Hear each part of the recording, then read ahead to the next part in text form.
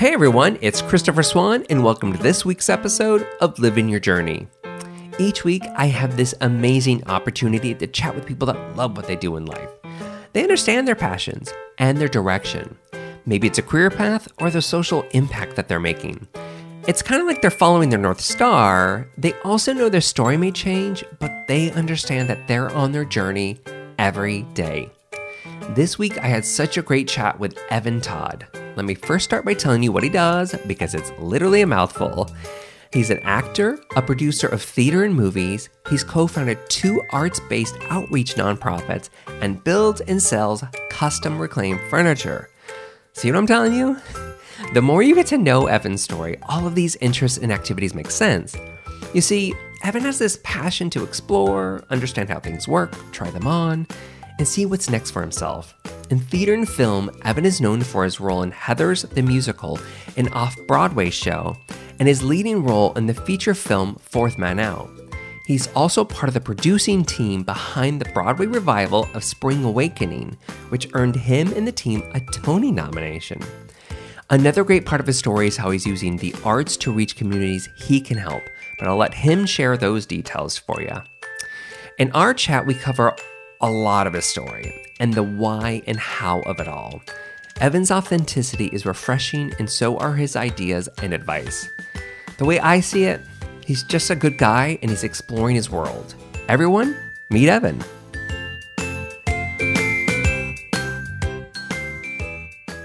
This is what I've been thinking about when I first heard about you and I started to look everything online. I thought, you're a jack of all trades, or I guess an Evan of all trades. You're like, you're an actor, you're a producer, you've started nonprofits, and then like I mentioned earlier, you build custom reclaimed industrial furniture. Yeah. So I'm super intrigued by everything you do, because it doesn't all seem to fit together, I think, from an outsider's perspective. So I'd love to start with, you do so much, and it also seems like you're really motivated. That's kind of what I got out of that part, not just the variety, but you're motivated. So like, you're living the hustle every day. You're always kind of doing something. I'd first just love to know, like, kind of like, what motivates you? Like, what gets you to keep going, like, with so many things? Oh, man. Well, yeah, thank you. I think I'm glad it looks that way from the outside, because I want to be a person who's motivated, and I want to be a person who's just doing things that I want to be doing. So I've always been involved in a bunch of different things. When I was a kid, I was involved in theater, but I was also the president of this and the president of that, and constantly jumping back and forth, and involved in nonprofit work, and just always doing a bunch of different things. And when I was applying for colleges, I guess that was the first time where I had to narrow down, okay, what is it that I want to do? And even then, in the application process, it was, if you looked at all of the different applications I had, I was applying to Juilliard, I was applying to all the major performing arts schools, but I was also applying to really academic schools and a lot of liberal arts schools, and I wasn't sure where I was going to fall, because I wanted to study theater because I loved acting and I've always acted, but I also had a passion and some experience at a pretty young age getting politically active in human rights issues, because I came out pretty young, and I felt like as a young white guy, I hadn't been told no very often, and suddenly I was being told I couldn't do certain things like donate blood or eventually get married or whatever it was, and I was really outraged by that, and started at school getting involved and started speaking out about certain issues and things. And anyway, so I was passionate about doing something related to the nonprofit world, but I ended up going to Juilliard, which was great, but it was unexpected. Yeah, that doesn't sound so horrible. No, it was great. I'm really, really happy with that. But it definitely was not it's not what I imagined my college experience was going to be like. I did not expect to be at a conservatory focused on one thing. And when I graduated, suddenly it was like, okay, even while I was at school, I was holding fundraisers for organizations, and I was doing like the World AIDS Day event, and I was involved in arts-based outreach projects. And I actually ended up starting 2 arts-based outreach programs, one in my hometown where we bring down Juilliard students to work with middle and high school students, and then one in South Africa where we bring American artists, pair them with South African teaching artists, and do a 3-week-long arts empowerment program for kids with HIV. And so that came out of what I was doing at school, but it was also nonprofit based, and it was kind of like the perfect merging of these things I had that I was interested in. And I'd had conversations with my like acting professor. I remember the first year I was like, look, I know I'm a decent actor. I know I'm a good actor. That's why I'm here. And I also know I have other strengths that I should be pursuing and might even be able to pursue a little easier. Like these things might come easier to me, business or finance or nonprofit work or whatever it is. But I want to be acting. Like I want to be an actor, and that's why I'm here. So when I graduated, like the reality of being an actor sets in. Yeah. And I wasn't busy, and I wasn't busy. I wasn't auditioning all the time. I wasn't involved in shows all the time. Like you can potentially go a really long time without actually doing the thing that you love to do, that you've just spent the past 4 years of your life doing 12 hours a day. And that hit me really, really hard. And so I kind of struggled and floundered and wasn't sure what I knew what I wanted to do, but I didn't know how to do it. Mm-hmm. It's like acting is one of the few professions where you have to wait for someone to give you an opportunity. I can't sit down at my computer and just write a script like a writer can, and then submit it somewhere. I can't choreograph something. I can't. Like I need to audition for a project, and someone has to say yes in order for me to be in that project and to act in front of people. And that was really frustrating. So I guess one of my strengths and weaknesses is I start projects, and the strength is like, okay, cool. I'm really good at starting things. The bad thing is sometimes I wonder if I'm just running away from the thing I actually want to be doing because it's hard. And so it's just easier to start a new thing to focus on. I think you have just like labeled probably like something for like 75% of the world. yeah, I guess so. 'Cause you're not alone in this. Yeah, because I did this really I learned a lot, but I did this silly thing where I started a cleaning company because I had been cleaning apartments in college and I was making good money. And then I graduated and I was working as a personal trainer while I was pursuing acting. Mm-hmm. And I was working for about a month, and I got my check and I calculated it up, and I realized I was making about 3 times, or I could make 3 times as much cleaning apartments in about half the amount of time. Wow. So I was like, you know what, I left town to do a job, an acting job, and while I was gone, some friends took over, and I realized that this was like a business. So I put time and energy into it, and I made it into a business, and it could make me some money, and it was filling up my time. And then I realized it just wasn't what I wanted to be doing. I had these nonprofits that were going on, which were feeding me, like feeding my soul. Sure. But I wanted to be pursuing acting, and instead I was putting time and energy into this thing that was making me money, which is good, but it just really didn't line up with anything I wanted to pursue, at all. That's a smart lesson to learn. At least you learned it early. Yeah, so when I moved to LA, I ended a relationship, and it was kind of the perfect time to transition out to LA. I moved out to LA. I started auditioning. I did not want to have anything to do with the cleaning company. Funny enough, though, I waited for it to die off. And it took about 2 years, 3 years. Wow. So I was just had one cleaner who was going out consistently, and I was just writing him a check and making a little bit of money. But so when I got out here, I really focused on acting, and then 2 things happened. 1, I got cast in a show called Heathers. Yeah. And 2, I finally had to move into an apartment and get furniture. And I realized I couldn't afford the furniture I wanted because it was Restoration Hardware, and Restoration Hardware is awesome, and way too expensive. And and I didn't want to buy IKEA furniture because it expires after like a year. Yeah, it is kind of disposable. Yeah, so I bought some tools, and I found a DIY version of this desk that I'm actually looking at right now.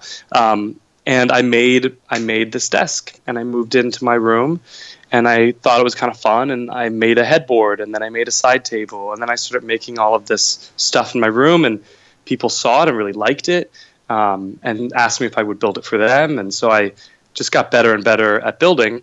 And at the same time, I was doing it for fun, and I was doing it, and I was making a little bit of money. And I thought, okay, it's kind of cool. I like doing this, and it's, every actor needs a flexible side job. So maybe this can be my side job, which it has become. And I've gotten really, really a lot better at making furniture. I look at some of the stuff I originally started, and I was like, "Whoa, how did I sell that?" Yeah, but that's like art, though. We all look back at our stuff, and when we first start, and think, "Whoa." You must even think about that. Maybe even like with the first shows that you did. Like if you're like, "Gosh, I'm so much better than I was now. Thank gosh that's not on video," or something like that. Oh yeah. God, there's a million different things. Yeah. Well, can I take us back for a little bit before we dive too much into the furniture? Because I'm also going to hit you up in there and to see if you have any more free time. Because I was like, oh, maybe he takes on projects. So let me ask, though, let me go back a little bit, too, about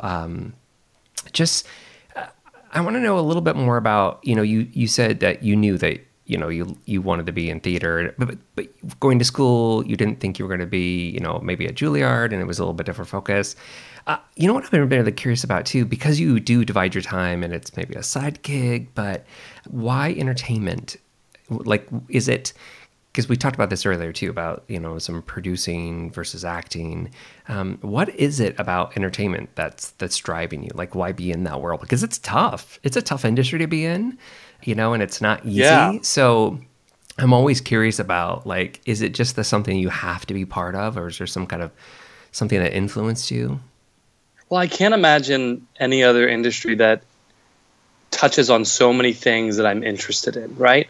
So one, just being on stage and being in front of a camera and performing, there's a sense of freedom and vulnerability and humanity and all of this beautiful emotional stuff that I just love and that I feel like I need in my life in some capacity. Or I've just done it for so long that I need it in my life.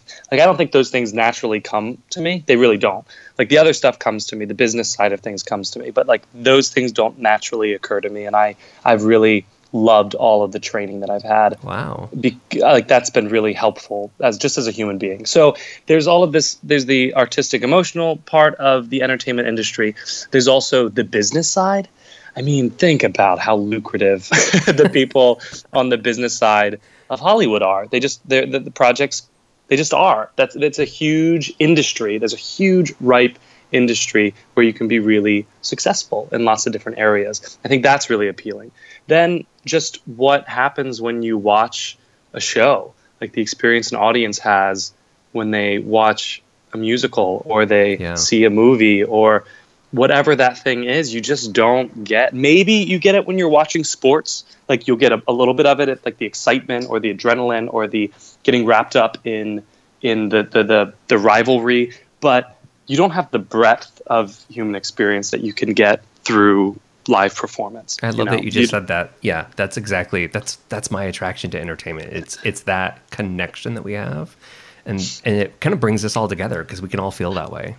Absolutely. And it's, but also, and I don't want to shy away from this because I think far too many people do. There's also a huge industry and there's a lot of money behind it. And there's a way to make a living and there's a way to be really successful in it. And it doesn't mean that you have to be a starving artist. It doesn't mean that you have to only be an actor and that you can't have an interest or a curiosity about some other area of the industry and I think people get really weird about it because they don't want you to realize that it's not that hard or that you're capable of doing those things too, or you can have an interest in producing and you can pull back the curtain and understand how it works.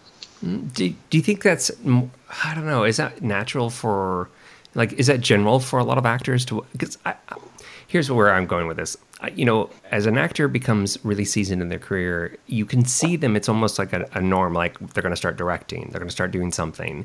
It's almost like they get a little more clout, a little bit more options, or maybe they're just more interested in it. But when they're younger on, I haven't really seen that as much.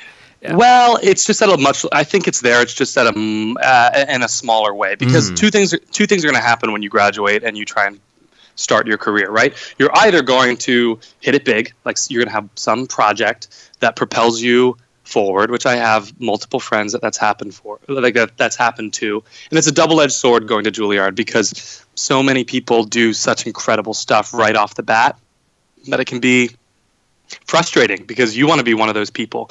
But the reality is you're probably not, and it's probably going to be slow to start. And actors who may not have a natural instinct for business or a natural interest or curiosity about how to create their own work, suddenly they're faced with, I can sit around all day and wish that I had an audition and try and find an audition, or I can create something. Or I can, so I think lots of actors start doing it out of necessity versus, initial interest.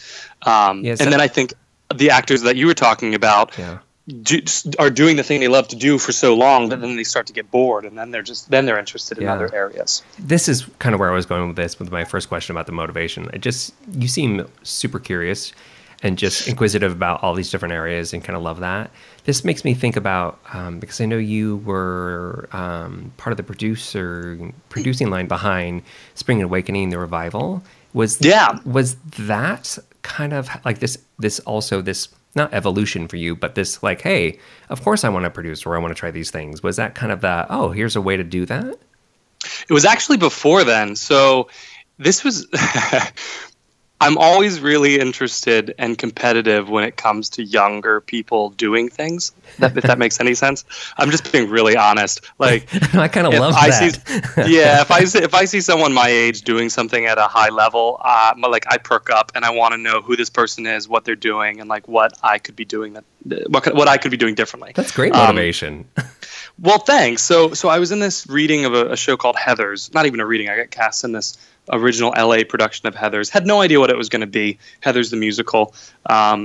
It was a small 99-seat theater thing that ended up doing really well in LA, transferred to New York, had a New York run, and it evolved, and it was awesome. They're going to turn it into a feature, hopefully, and all this stuff. But when we were in rehearsal, this young girl, her name's Jamie Bendel, she came up and she's like, "Hi, I'm Jamie, and I'm one of your producers." And I don't know what it was, but I was just looking at her and I questioned what she did. I was not in a bad way. Just I wanted to know who she was and where she came from. And what do you mean you're like one of the producers? I don't actually know what that means for like a commercial venture like this. I've always worked at theaters, not at like for a production.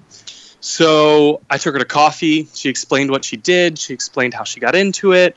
I met with other producers. Like I was curious about the other producers on the team. I met with all of them, and I realized, well, I have a set of skill sets that I've been developing as someone who runs nonprofits and constantly has to fundraise, as someone who's started my own business, this cleaning company, as someone who's put together lots of teams of people for these nonprofits that go out and work with kids and develop a show. And this seems really similar to what producers are doing. And there's a way to actually make money doing this. So I sat down with them. I sat down with one of the producers and just asked him, said like, "Hey, look, your background is finance. How does this work? Like, how do people make money producing a show?" And he wrote down, I went to one of the producers who, his name's Scott, and I just asked him, "Hey, your background's finance. How does anyone make money doing a show?" And he broke it down for me. And by the end of the meeting, the whole page was filled with notes. But it's like, okay, investors make this amount of money, we'll make this portion, and producers make this portion. And these are the deals we're offering. And for example, Heathers, when it moves to New York, these are the deals. And this is, if you find investors and bring in this amount of money, this will be the deal you get. Or this amount of money, you could be an associate producer or a co-producer. And so when I got to New York, I just started reaching out to the people that I knew who had either donated and got involved in nonprofits that I ran, or people that I had worked for, and kept them in the loop. And it was just this crazy experience that by opening night, you have to bring in all of your money by opening night. And I had no idea what I was doing, but I was just trying to be really honest and approach it in the same way that I approached the nonprofit fundraising. It's like, one, it's more fun to ask people to invest in something than it is to give. But I approached it in the same way, which was you have to get someone emotionally involved in whatever it is that you're doing, whether it's a nonprofit program where we bring people to South Africa to work with kids with HIV, which has a very clear, obvious connection, or it's a show that we're doing, and why am I passionate about this show, and why should they be passionate about it and supporting the arts and supporting theater. And I ended up bringing in a lot of money and was now a co-producer on the show, which was crazy. I was an above title producer on a show that I was in. Wow, wow, yeah. So what it did was it kind of bought me into the room. Like I could then sit in on all the marketing meetings and learn about what happens behind the scenes and how does a show run. And I was fascinated by it. And as that show was closing, I got cast in Fourth Man Out, which was a movie, and it was the first movie I'd ever done. I'd gotten cast in it. I was cocky about the producing thing, because when they met with me, one of the first questions I asked was, "Where are you guys with financing? And are you looking for more producers? I'm interested." And they were a little taken aback, and then they called me the next day and said, "We would love to have you on board, and these are the deals we're offering." And I called my producer friends who I knew and asked them a million questions about, what should I be asking for in a film as opposed to a musical, which was my only experience. And they walked me through that. And next thing you knew, I was an executive producer on that. And again, it was like all kind of great. I loved getting on board these projects in a capacity that was different than an actor. And so when Spring Awakening came around, I saw the show and I just loved it. Like, it moved me so much. Mm-hmm. I thought it was beautiful, so well done. And I'm not a big fan of the original, but I loved everything about it. And I was in South Africa with one of the actresses who found out she was going to Broadway with it. And I was like, "Congratulations! Can you please put me in touch with one of the producers, because I want to be involved." And then, same thing. I was able to find the right investors for that project, and suddenly I was a producer on a Broadway show that I wasn't in. Everything else I had been an actor in, but this was something I just was really passionate about. Yeah, that's really fascinating. I love how you're able to find it's like the connective element, that thread that goes through all these different pieces. It's still entertainment, but you're still doing the things that you really love. We've mentioned it a couple times about the nonprofits. I'd love to ask about that too. Maybe let's start with the one that you've just mentioned about going to Africa. Maybe you could tell us a little bit more about what that is, and then we can go talk about the one that's more local. Sure. Yeah. The one in South Africa I co-founded it with a man named Dick Scanlon, who, when I was in college, he came and spoke to us, and he talked about his little voice, like that little voice inside his head that would chime in anytime he really needed to pay attention to something. And what he was talking about just really spoke to me. And so I reached out to him through the teacher who had brought him in to talk, and we started meeting for like lunch or coffee or dinner kind of once every couple of months while I was at school. And we would just check in and talk and about things that were going on. And I had just come back from a trip to Africa where we did a similar arts program for kids. And while it was wonderful and amazing, it came with this whole set of problems that I didn't realize were problems until I got down there, like volunteer tourism and white Americans coming into a developing country thinking that they're doing something really great, but they're actually doing something kind of selfish. Yeah. And we had a good experience, and we somehow managed to avoid lots of those things, but it made me question why Africa, why wasn't I doing this in my hometown that needed it just as much? And so that's what I did. I made the program in my hometown, which we can talk about later. But the one in Africa, when I talked with him, he said, "Well, I want to go to South Africa because I want to work with children affected by HIV." He had contracted HIV early on in the epidemic, and he's like, "I really feel a strong relationship to people who are positive, and I want to work with children." And the area of the globe most heavily affected by HIV, the area of the globe that has children most heavily affected by HIV are in South Africa. So it felt like the perfect place. Like that's where we should go. That's where we need to go. And we ended up at Nkosi's Haven, which was a godsend. It's an incredible facility for moms with HIV and their children. They needed someone to come in and give them like a program. It's our summer, but their winter. So their winter break, they had like 3 weeks where they're off from school, and Gail, the woman who runs it, was going crazy trying to take care of everybody. And we wanted to come in with a program, and so it was a perfect match. And now we're going into our 7th year. And this is called Arts Inside, right? Is that Arts Inside Out? Arts Inside Out. And what for you spoke to you, just with the HIV impact? Obviously, we know why, with your partner in crime doing this, but for you, was it just also just bringing something, stretching your art or how you do outreach? Well, at the moment, I'm going to be really honest. At the time when Dick and I sat down to talk about it, I was so in awe of everything that he had accomplished, and I was just wanted to be a part of something that he was passionate about. And I had created programs, and I felt like I could contribute. I was like, we can do this together. Sure. I kind of wanted to do it for him. If that may sound kind of strange, but no, it's not that I don't think so. It's like a good entry point into it, though, right? Yeah. I mean, because at the time I didn't. Plus, I have people in my life who are positive, and there's all of that. But if I'm going to be really honest, like the seed that plant, the initial idea was really more about helping this amazing guy do this thing that he's really wanted to do, and that I had some experience doing. Yeah.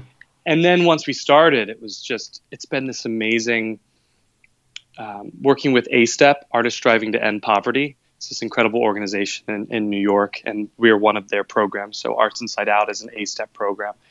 And this wave of arts-based outreach and volunteering that artists can do, I feel like we're kind of creating it from scratch, because it's more than just going into a community and building houses or passing out food or doing like daycare.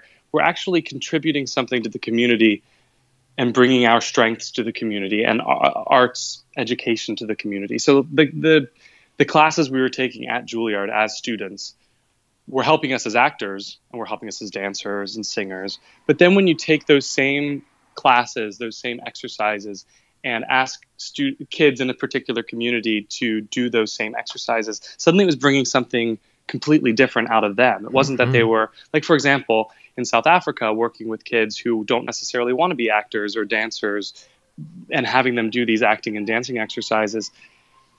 They were revealing more of themselves. They were learning how to stand on stage and own who they are and own their voice and not apologize, not physically apologize, not vocally apologize for their existence or who they are, but really just stand there and own their life and their story in a simple exercise, in a simple like clown exercise. So empowering. Yeah, and it was amazing to see what happens to these communities when you bring the same exercise into all of them. Because at Juilliard with young professionals, you get one thing. In Africa with kids, you get a completely different thing. In my hometown with kids who have an interest and a passion for the arts, you get something else.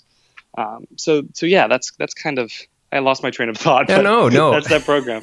And is that program, is that still, it's a summer program, or summer for us, winter for them? Is that still happen every year then? Yeah, every year it happens. Wow. And that's been a few years now, hasn't it? It has. I think I said we're going into our 7th year. Wow. It's our 6th or 7th. Wow. And so, okay, then you have this other one that's closer to home. It's obviously, dedicated more in your hometown area. And that's, I believe, START. With a capital A, right, for ST Art. So tell me about that one, and how does that blend in? You kind of referenced it earlier, like you kind of brought it home, like that same kind of idea. But how does that work?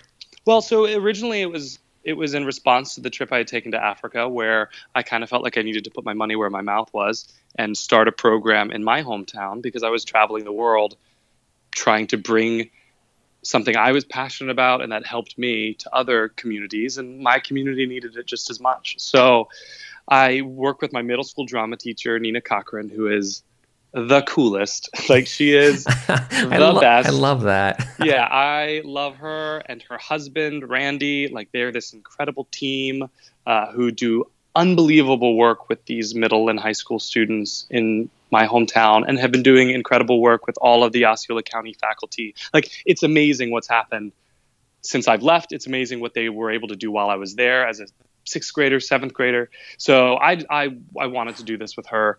And the idea was small. The idea was, we'll have like 80 students and like bring down 10 Juilliard drama kids and do a drama intensive. Well, by the time we got there, it was a full-blown arts intensive with music, dance, visual arts, improv, Then by the time we got down there was 160 kids, and we had a technical theater side of things and stagecraft. Now we've added a writing component at one point, and it's just blown up into this massive program. And as the program evolved, we realized we needed to rebrand. We needed a real name that encompassed what it was about. And so we ended up with START, which felt perfect because we realized the summer program had become a launching pad for students to go to and begin something, figure out what it is that they wanted, and then just take what they've learned over those couple of weeks and go for it. A lot of them it's college. A lot of them it's getting into certain programs. For a lot of them it's figuring out what they want in life. It's kind of amazing to keep going back and doing that, in these two different areas. I think it's kind of, I don't know, I think these must kind of be great for you as well. Like, they're obviously wonderful for these children to figure out where they're going and what they're doing and within the communities. But I would think as you're continuing to do this and watching the kids blossom or whatever part you're playing in these, I'm making this assumption, but it's really a question. Does this evolve or help you like even shape the way that you look at projects or what you want to tackle or who you want to work with? It does. Wow, I'm going to be really honest with you. You just met me, but we're like best friends. Please be honest. Well, I'm just going to tell you the truth. Yes and no. When I first graduated, I was so optimistic and I totally believed in what we were doing. I'm talking more so the one in the program in Florida. Yeah. Helping kids from my hometown, like, just go for their dreams, because so many people told me, oh, it's not possible, or no one was pointing me in the correct directions if I wanted to pursue theater. Like, I had to kind of figure it out on my own, and I did a really good job, but there was no clear support. And suddenly now we have this amazing support system. And then I was a working actor for a couple of years, and suddenly I was questioning, should I be doing this? Like, I have a moral obligation when I work with these kids. Should I be like so passionate about helping them try and pursue this thing that right now, like, I am struggling with and I hate and I'm angry about, and I don't really know how to walk into this room right now and say, yeah, you can be an actor? Because the reality is most of you will not be, and the ones that try and pursue this will probably change their career. And how much time and energy and money are they going to spend pursuing acting before they change their career? Yeah. Suddenly the moral part of it clicked in, and for a little bit I was really distraught, like I wasn't sure. But yeah, so there was this whole moral part of it that I wasn't sure how I felt about it. And now that I've gotten through that, also one of our students now like graduated college and booked this big TV thing. So it's like they're going out into the world and they're actually accomplishing massive things. Yeah. So it's really, it makes me so happy. I still have these questions, but overall, when we're looking at what it is we're doing with these students, it still feels right, because we're not saying, hey, go pursue theater, go pursue dance. We're saying, hey, figure out what it is you need to do and use your creativity to bring your creativity to that and go for it full force in that direction with everything that you've learned, with a creative outlook, because so many people aren't going to. Yeah, that makes a lot of sense too. And maybe they do go for acting. And you're so right. Like, that's why I asked you earlier about, because this industry can be really tough. So it does make sense. Maybe they can use your creativity to whatever they love, if it's acting or not. But I can see how you could go through that. Oh yeah. And I felt so guilty, because I'm like, oh God, I run these programs that are so optimistic and so wonderful, but do I really believe in it right now? And the answer is yes, I do believe in it. But yeah, it's just, we all go through a time where it's tough also in our careers or whatever we're going through. And it's, it's not all unicorns and rainbows. Right. Maybe it will be. One day. You actually, I read something about you online that said your two passions were theater and outreach. And that was a couple of years ago that I read that. And the one I just started to read more things about you, and, clearly I creep you online and see all the furniture you do. Is that still true, theater and outreach? it kind of sounds to me like it's those areas, but you also are really super curious about how you can stretch that. Oh yeah, absolutely. I think I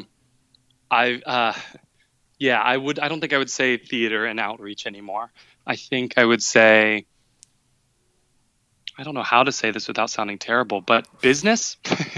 I'm much more interested in business, and I want to build a life for myself. And I've been listening to a lot of Death, Sex, and Money. So I'm learning to be able to talk about those taboo subjects in a way that doesn't feel taboo, because they shouldn't be. But I think at this point in my life, in my late 20s, about to be 30 in like 2 years, which I know is young, but still it doesn't feel that way. I want to be creating a nest egg, and I want to be securing my future, or at least taking steps towards that. So Sure. I feel really fulfilled in the outreach part of my life. I feel really fulfilled in giving back to the world and being a socially engaged citizen and all of that. And now I'm really curious about business and how the industry works, and how I can be a part of that industry, and how I can create content that disrupts that industry or contributes to that industry. You know, there's a lot of change happening in TV, and eventually I'm hoping that change is going to come over into film, and we'll have a renaissance of film, because we're having a huge renaissance of TV right now. Yep. Theater and musicals, and what's happening with Hamilton and how that's changing the landscape. Like, I want to be a part of that, but I also am not going to pretend I don't want to be a part of the financial part of that. Sure. No, well, that makes sense. And that's what I was even thinking about, the stretching part of it. It's moving from, I don't just want to act, but what else can I do with it? And I love that you talked about film. I would love for this disruption that we're seeing in TV, into small screen, to move elsewhere. It would be really exciting. Yeah. And I think it will. I think it will. I'm not sure what needs to happen. Maybe the platforms just need to develop a little bit more, because I think the renaissance in TV is happening because, one, there's so many outlets now. Yep. And there's so many outlets that aren't scared of letting content creators do their job and be creative and do something interesting. But also, it's a backlash to the years of reality TV that we had, Totally. I think we're just kind of over it. Well, not everybody. I know, it's still there, but my boyfriend loves it. yeah, it's still there. Trust me. Yeah, that's funny. Okay, well, let me. Okay, I'm going to switch subjects a little bit, just because we talked on it earlier, and this, I think, flows right into the. Your theme that I've given you now is curiosity, even if it's not true. But this furniture thing, let's go back to that. Sure. Talked about maybe it was like you wanted those furniture, maybe you can afford it, but you're going to teach yourself a little bit of that. Tell me a little bit more about that.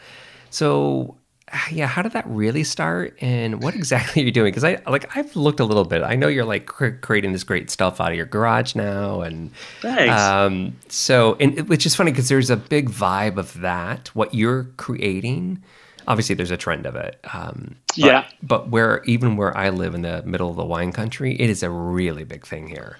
So, I was really. That's why I was like, oh, I know this trend. I know what you're talking about. So, I'm really curious about, like, what does it really mean for you, and how did you really get involved in it? And then I guess next up, like, what's next on it?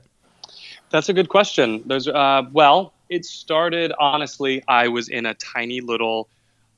a live-in personal assistant when I first moved here. And I love, by the way, all these random jobs that you had. Yeah. This is kind of amazing. Yeah. I mean, you owned a cleaning company. Yes, I owned a cleaning company, and then I was a live-in person. I just wanted to be a live-in something. I just feel like you're making it up now. I know. It sounds like I wish I was, but I'm not. That's What's awesome. Even crazier is I was a live-in personal assistant for someone, and that someone ended up being the first major investor I brought on to Heather's. Oh, so really? He's the one who ended up pretty much making me a producer, because he was interested in the project and came on board. And something about connections, so perfect. It was amazing. Actually, what was really cool, his name, I don't know if I should say his name, but he he needed an assistant, and part of my job as an assistant was actually to hold him accountable for working out and like doing cardio. So every night we would go for a walk. I mean, I totally get it, and that's probably right up your alley anyways. Yeah. Every night we'd go for a walk, or we'd go on the treadmill and we'd like chat. And he was a lawyer. I'm an actor. I just moved to LA. He was so fascinated by what I did. I was so fascinated by what he did, and we just kind of learned about each other's worlds. So anyway, when I was moving out of that place into a real apartment, I needed furniture, and I couldn't afford the furniture I wanted. And so I just was bored. I didn't have anything to do, and I had no money. So I just started building it. And once I finished my whole room and I looked around, it was the first room I had ever been in that I just loved. Like, I loved spending time in my bedroom, and I loved the feeling I had when I saw everything. And people, as soon as someone would walk in, they'd be like, wow, your bedroom's so cool. Like, where'd you get all of this stuff? And I'd say, I built it, which made them, think it was even cooler. And it just felt great. So the thing I enjoyed about cleaning apartments in New York was I liked walking in, doing something for 4 hours, and when I left, I could see the impact that I had. Yeah, that result. Yeah, which you don't really get as an actor. A lot of times you don't see the result of what you're doing. Yeah. But the monotony of doing the same thing over and over again, I didn't really love. And going back to the same apartment and having to do, push that ball up that hill again, and then it just rolls back down, I didn't really love that. So this was similar. It fed my need to focus on something and then be really detailed, step away at the end of the day and literally see the thing that I've created. That feeling was great. That I like that feeling, and people liked what I was building. And luckily, I was building industrial reclaimed stuff, and that was really trendy, and people liked that.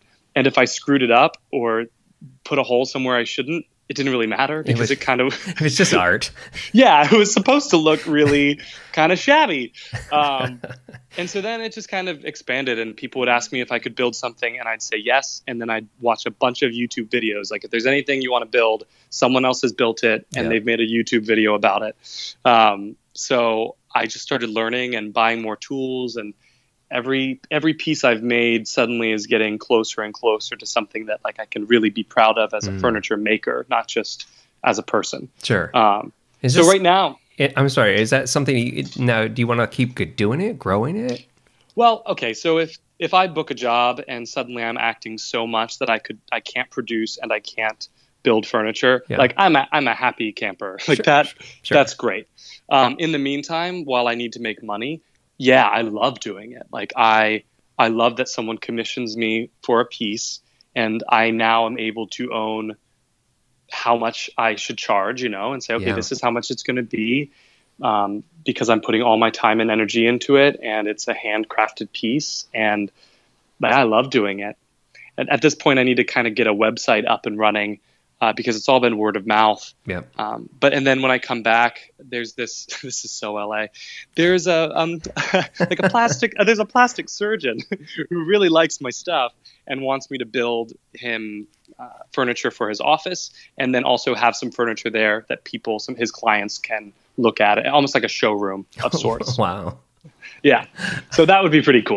A plastic surgeon. Come in for a facelift, and I also have this great end table. Yeah, right? Look at this reclaimed end table. If you get the nose job, I'll give you a discount on the table. Yeah, exactly. That's awesome. That's the clientele I want, or people who can go in and drop that kind of money on a new chin. Absolutely. Yes. I order a whole bedroom set then. So, okay. Yes, I would agree. You probably do need a website for that if you're going to continue doing it. Otherwise, we're going to have to pimp you out like on Facebook or something to send out your information for people. Exactly. So what's next for you? We talked a little bit about producing. That sounds like that might be kind of a next stint to maybe produce. I think you talked about a movie or something coming up. What's next for you? So again, kind of all of these different worlds colliding. I wanted to do outreach, but I also wanted to do theater, and suddenly I started arts programs that are giving back to a community. I got involved in producing as a producer who brings on investors to projects that are already running or already developed. And I want to be a creative producer. I want to create something from the ground up. And so producers were asking me like, well, what do you want to make? What scripts really speak to you? What stories really speak to you? And the only thing I could think of was Nkosi. And Nkosi is this little boy in South Africa, and his adopted mother, Gail. The nonprofit that we work with is called Nkosi's Haven. And Nkosi was this little boy in South Africa who became the face of the AIDS epidemic. And he stood up with his mother, his adopted mother, Gail.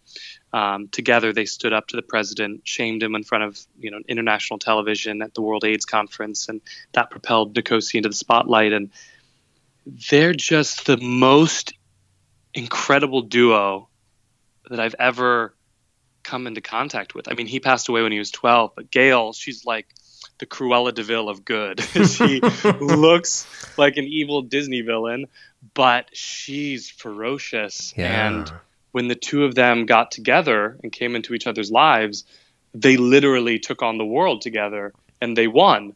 I mean, Nkosi died, but they won. Yeah. And it's just a really surprisingly funny story. There's nothing overly sentimental or sappy about Gail. So anyway, I was totally captivated by that story, reached out to her, got their life rights, and now I'm in the midst of trying to put together the right team to make it happen and film in South Africa. Oh my gosh, I love this. Yeah, it's amazing. Thank you. So if anyone wants to reach out, feel free to contact me. Yeah. I want Charlize Theron a part of it, so I'm touching base with her people, and hopefully we can get something off the ground because she's perfect. Yeah, I mean, I don't know what role she would play in this specifically, but Gail is a white South African woman. Well, that would make sense. Okay, voila. I was like, she might be too pale for that, but yes, voila. She can't really pull up Nkosi, the 12-year-old boy. She probably can't. Maybe she can. I don't know. She's pretty great. This is awesome, though. I mean, I obviously and it's so close. It's like what they say to writers, right? Write what you know. And this was so close to you, anyways. You were so involved in that, obviously, with the organization and going down there. Yeah, it just felt right. I can't say anything other than now I'm starting to listen to that little voice that says, go for that and not just go for the thing that's right in front of you. That's smart. That's even really good advice. Well, thanks. I'm trying. I'm not good at it. I mean, I want to say yes to the easiest thing, but don't we all? Didn't you tell me earlier? You're like, I'm not really good at starting things. Maybe that's why I'm running away. But I know. I feel like I'm running away now. Like I'm leaving in 4 days to go back to New York. It's 4 days. Months.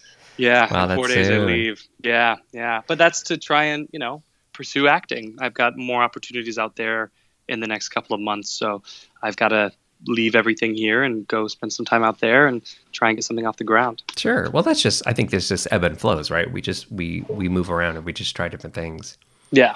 Well, as we're wrapping up, I know we got a little hard stop here. Let me just say, I kind of try to end our interviews with a couple questions of just some tangibles. Even I don't try to pepper those in too much, but I'm just kind of curious with a couple questions. The thing that I started with, and I keep thinking about this, is you're focusing on all these different things, and obviously you have some time for, if you have downtime with acting, you can put in the furniture making. I think there's a lot of people in the world that kind of feel this way, that we have so many interests, we want to try so many things, but they can't juggle it really well. So I think at least it appears that way to me, unless you're going to I'm not doing it well. But you seem like you can balance it pretty well. So do you have any advice that you'd give to somebody to say, oh, you got a lot of projects, here's something you should try or to think about if you're trying to balance multiple things?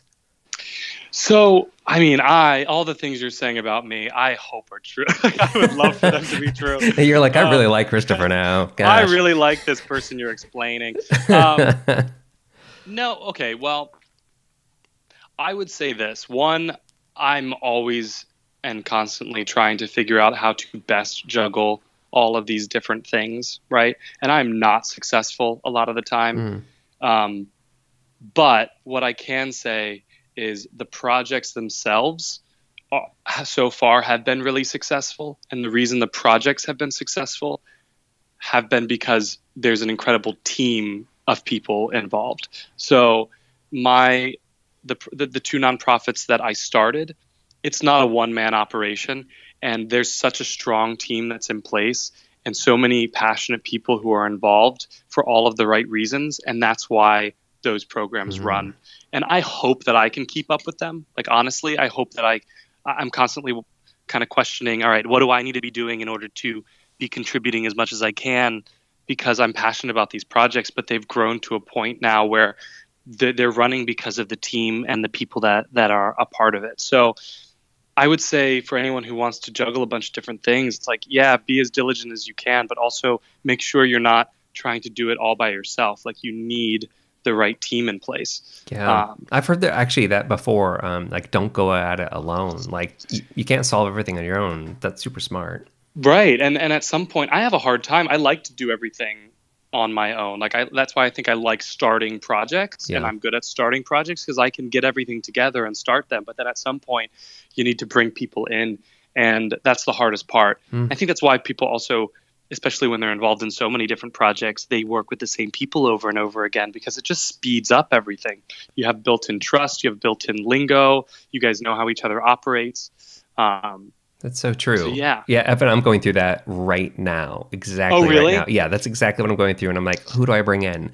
And this is something so different. But I'm like to the point of, I can't do this alone anymore. I need some help. Right. Yeah. Right. So. Totally. And it's like jumping off of, okay, what's the analogy? Just got to make the first leap, really. It's all going to work out. Yeah. I've realized that too. The more I care about a project, the less I seem to get done, which is really awful, because I'm just scared of making moves because I don't want to make the wrong move. And when I don't care as much, I usually make 5 or 6 moves. One of them works out. You move, and you continue to move forward, and then something, you actually do something. That was actually perfect. I was going to ask you about some of the things that you've learned through there. So, yeah, that's really smart. Like, yeah, don't be so afraid. Yeah, I need to take my own advice. This is really just therapy for you. Yeah, that's what it feels like. That's what this is about. It's not really for anybody else. We're not going to air it. I know. Yeah, just send it to me and I'll listen to it and be like, oh, yeah. That's right. That's what I said. Well, let me end with this one last question, which is, especially because you're in entertainment and you're doing so many other things, but is there something that's currently influencing some of your work, like in that you're loving? Maybe it's a person or a new show or something that's kind of giving you kind of that creative, as you're starting to look at this new project or things that you're doing? Anything that you've been consuming now? That's a really great question. I consume a ton of podcasts. I realized when I graduated from school, I'm not an avid reader. I'm a little dyslexic, and so reading a book is like a huge undertaking. It's not something that I can do casually, and it's not something that it's just not something I'm capable of doing. So I've turned to podcasts, and since I graduated, I listened to every This American Life episode you could possibly listen to. And then recently I've just been expanding the podcasts that I've been listening to, and that really feeds me. It really does. Hearing stories, hearing interviews, hearing people's experiences. There's one podcast that I'm really motivated by right now called, let me look it up. Actually, it's on my phone. How I Built This. Yeah. How I Built This. And they only have 3 episodes right now, but it's all about people who are starting something. So the first one was this woman, Sarah Blakely, who created Spanx. And like just listening to these people she's the youngest female billionaire. She owns 100% of the company. Yeah, she's amazing. Amazing. And everything that they touch on, you think, okay, here's this CEO of a massive company. And when you hear their origin story of how they began, it's impossible not to relate to it. And it's impossible not to go, oh my God, that's me.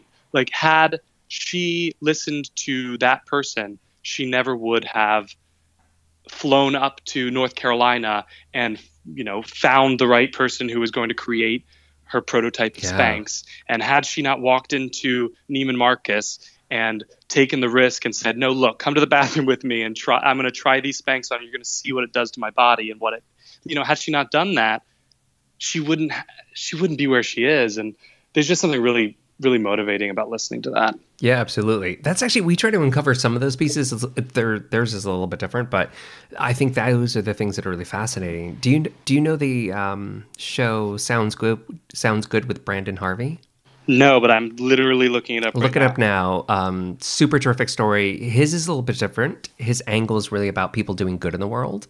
Oh, cool. And he's this, I'm going to say younger millennial. He's like a little bit younger than you, actually. I think he's like, I think he's 23 or something. Oh, well, then now I need to know him and I need to beat him. Well, you know what? Good luck with that, because he is super well known. Like he's kind of in that space, and his stuff is really interesting stories. Oh, cool. So I think you're really going to enjoy that. I feel now after this, I'm going to email you and ask you for more, because I too just love podcasts. I'm sure that we could probably share some other ones. Yeah, please. Let's keep each other in the loop. I think it's so cool that radio is having a renaissance because of this platform change. You know, I think people would have argued that radio was going to die because of all the technology. Absolutely. And it's like, no, there's something about listening to stories. There's something about, I sat down with my boyfriend, my ex-boyfriend now, but this was a while ago, and we sat and listened to a podcast for the first time. And it's like one of the best memories I have with him, because something about sitting together and listening to something, I don't know. It's a completely different experience. It totally makes me think. I'm like, so this is what people used to do before TV, right. Radio, and we're doing it now, because it's so true. Like my boyfriend was like, I'm not doing any of that, and then I put it in the car, and he was like, what is this? Oh yeah, it's amazing. And he likes things that are very different than what I do. So I put on like the Anna Faris podcast, if you haven't heard that. Yeah.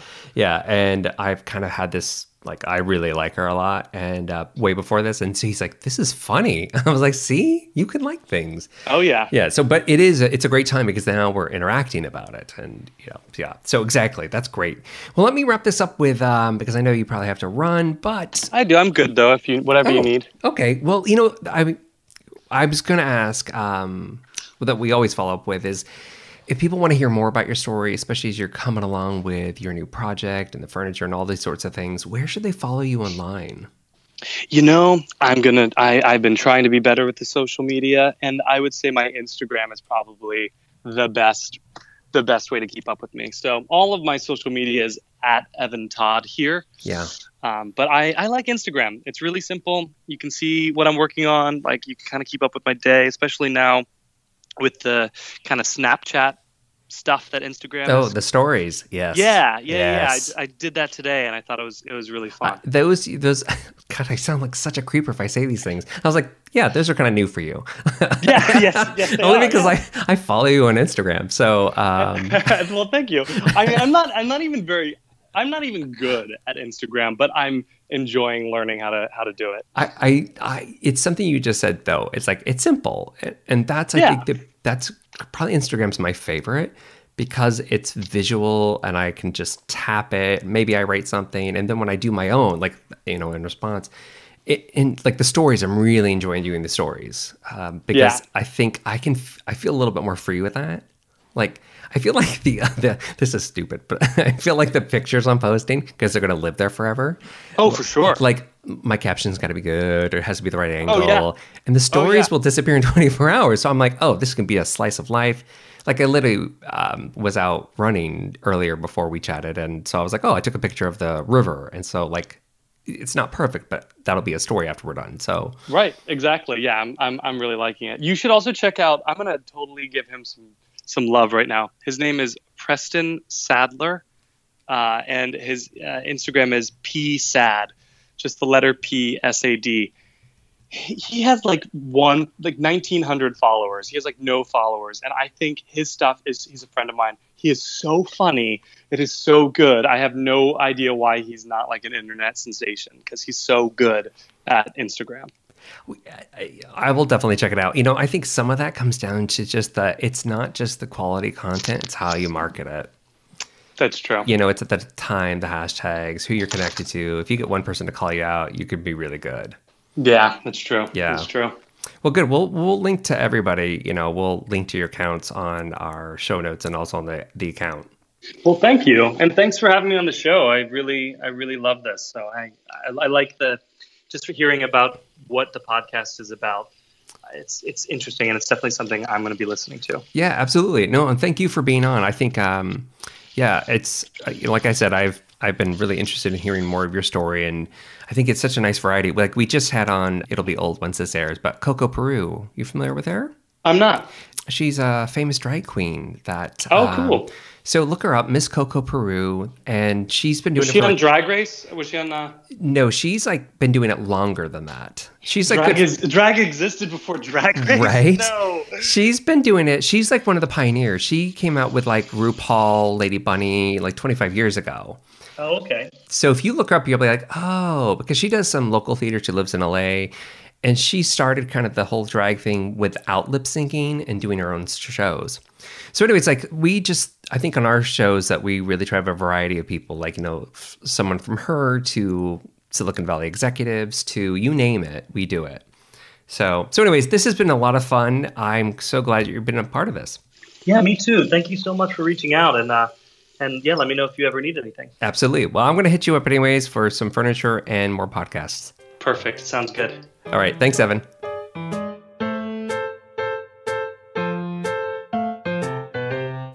Now, over to you. Any thoughts or questions you'd like to share? Seriously, do you have any questions you'd like to ask me or the guest? We'll answer them and even get the guest to help us. So send us a message, use our Facebook page and email us there, or post a comment or question on the page, or tweet us at accidentalinfo using hashtag #livingyourjourney.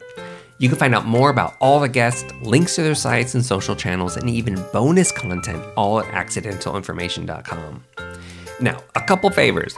Go subscribe to the show and you'll be the first to get the download before everyone else. Also, take just a couple moments and head over to the show in iTunes or wherever you listen to podcasts and give us a quick review. Quick, easy, and I would love it. This totally supports us and it helps me bring in interesting guests each week and keeps the show going. Also, I love to read them and see what you guys are really thinking. Thanks for joining the conversation, and remember, Living Your Journey is available every Tuesday. Until next week.